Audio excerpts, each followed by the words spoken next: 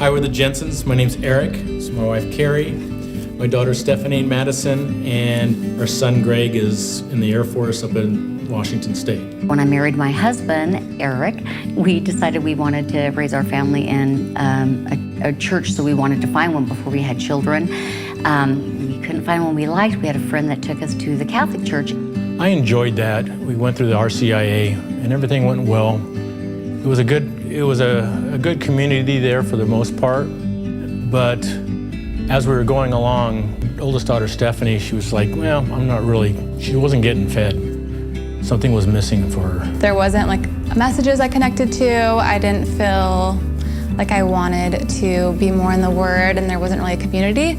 And someone had mentioned Rock Harbor, and as soon as I went, I just fell in love with it, and it felt like home. When she came home and I could tell the spark in her eyes that she loved Rock Harbor, I said, I want to go with you. And then I asked my husband, and he wasn't feeling it because he loved the church we were going to.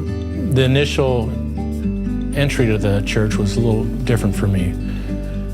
But seeing their spiritual growth, I slowly decided this is where I need to go. I could see a big difference in Stephanie. She was, I'm extremely proud of her. And she's always been a strong person, and I could just see her being more conscientious about Christ. You could see that light inside of her, and I think that ember inside of her started spreading around and started getting a flame in all of us.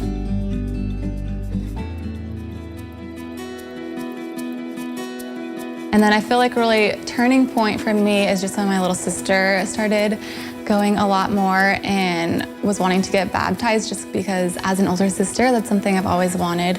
And then I was listening to all these sermons and just going to church more, and then I kind of realized my lifestyle wasn't matching up with what I was listening to, and I wanted to just merge that so that I was living like Jesus and I could be somebody that other people could look to. And I wanted the decision to be my own. I didn't want to get baptized just because my sister was getting baptized. So I really took time on it and prayed on it and talked to people at church about it. And after talking with them, I decided that it was right for me. We got to get baptized together, and that was just like a really cool moment that I'll never forget, and was a really cool turning point, I feel like, for our entire family.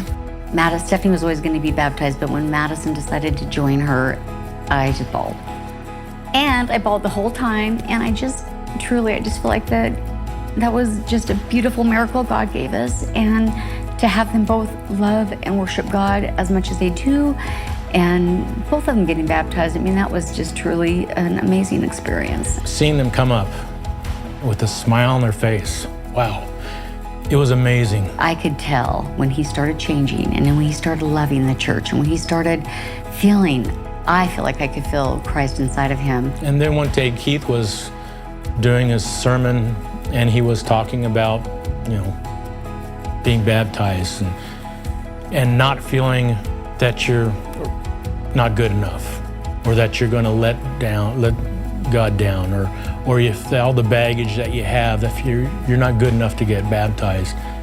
That was huge, and it was just like a punch in the gut. And tears started coming out, and I looked at my wife, and she says, you can do it if you want, go for it. He just looked at me like, what? And I said, yeah, let's do this.